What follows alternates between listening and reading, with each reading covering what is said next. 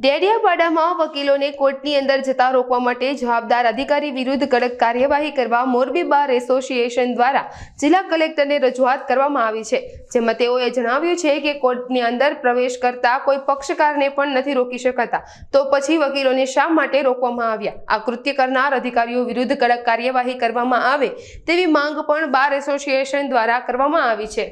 આજે જે Morbi bar association તરફથી જે રજૂઆત કરવામાં આવી છે તે જે વકીલને કોર્ટ પરિસરમાં જવા માટેની જે ના પાડવામાં આવી છે એ ગંભીર બાબત છે અને કોઈ પણ અધિકારી કોઈ વકીલને તેને કોર્ટ પરિસરમાં જતા રોકી શકે નહીં।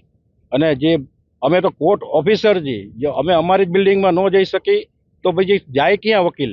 એટલે કોઈ પણ વકીલને કોર્ટ પરિસરમાં જતા તો રોકી પણ ન શકે।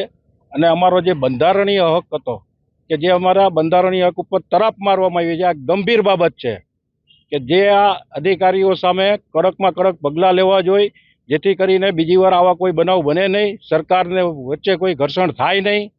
જે આવા માત્ર ને માત્ર ભૂલના કારણે જે ઘર્ષણ થાય છે એવા કોઈ ઘર્ષણ થાય નહીં।